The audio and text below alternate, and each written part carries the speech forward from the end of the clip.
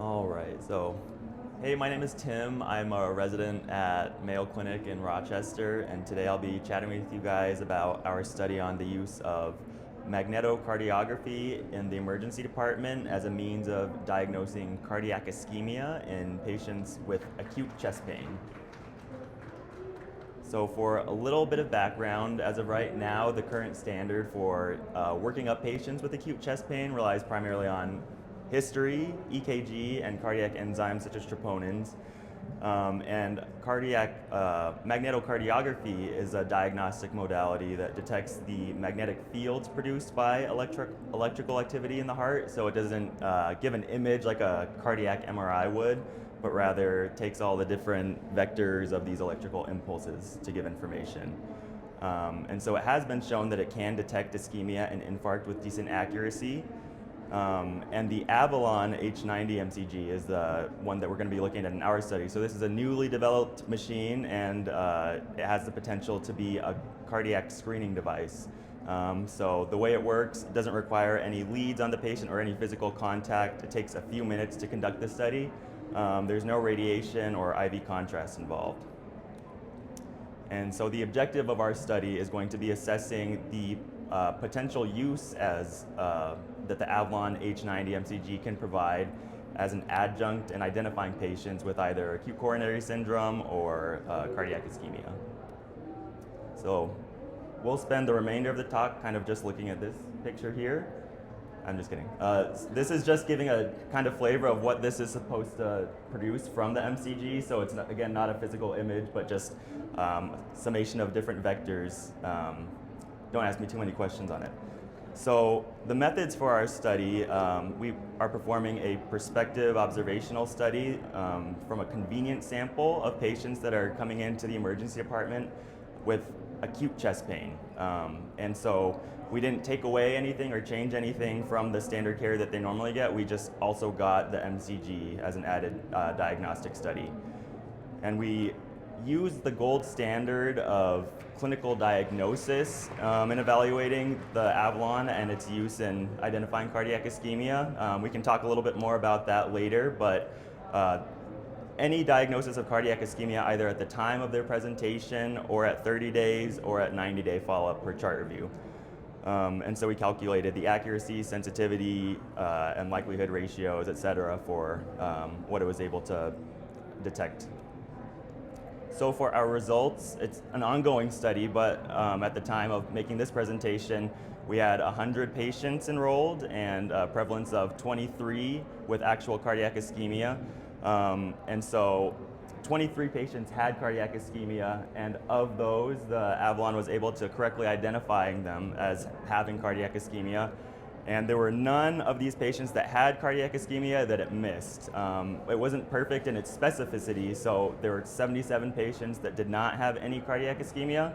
And of these, it correctly said no cardiac ischemia in 50, and then there were 27 false positives. So breaking down the patients that did have a true positive study, 13 of those were diagnosed with cardiac ischemia at the time of their initial ED encounter, 5 of them per the 30-day chart review, and 5 of them at 90-day chart review. Of the patients that did not have cardiac ischemia, but the Avalon said did, 10 of them had a concerning cardiac history, 4 of them had a PE, and then the remaining had different health conditions that would be expected to alter their electrical activity. So that's just to say these aren't low-risk patients that have what we would expect to be just musculoskeletal pain, but actually something that could be altering their electrical activity in a concerning way. So some of the limitations of the study was just done at a single center. We have a small sample size here, but it's ongoing recruitment. We have about 235 or so right now. Another limitation is it's difficult to identify a good gold standard for studies like this. And so the built-in assumption here is that these patients that are later diagnosed with cardiac ischemia either had ischemia already present at the time of the MCG or impending ischemia that the Avalon was able to detect. And again, this was a convenient sample, so the patients that we looked at had to be stable enough to get this additional imaging. So patients that were hemodynamically not doing well, we didn't stop all their care to do our little MCG study. So for our conclusion, the MCG did demonstrate a very high sensitivity. And so where does that play into what it could potentially add in a workup of acute chest pain in the ED? I would say a potential screening tool would kind of fit the bill in that it didn't miss any of these patients that had cardiac ischemia at some point over the course of 90 days. And so for patients that either have non-diagnostic EKGs or there's an unclear picture, it could probably give some confidence in saying whether or not they will develop cardiac ischemia. And so kind of similar to what a heart score can provide, maybe this can give guidance in deciding disposition or how urgently they would need to follow up with a provider. And so again, the MCG detected a broad range of electrical abnormalities, so it wasn't just people diagnosed with cardiac ischemia, but as we saw, there's PE that can alter electrical activity of the heart. And so another potential use and something we could potentially calibrate the Avalon or MCG machines to be able to discriminate between these types of alterations in electrical activity or those that are producing cardiac ischemia specifically. So maybe it'll have use in other pathologies as well. And for a disclosure, Alexander Bakharov is the maker of the Avalon H90 MCG, and he's right here. So he's the founder and CEO of Measuron, which is the company that made the machine. And thank you very much. Happy to answer any questions. Thank you. Any questions from the audience?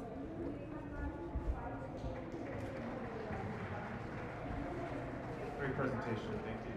How much is MCG and how difficult is it to get a read? It's about $17 for the. No, I don't actually. It's quite expensive, I'm sure. You would probably know better than I do.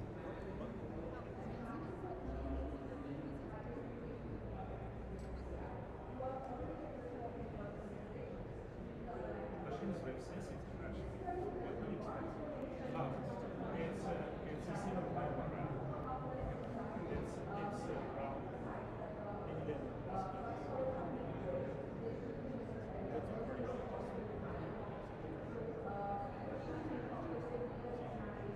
Yeah, that's a question probably for him, but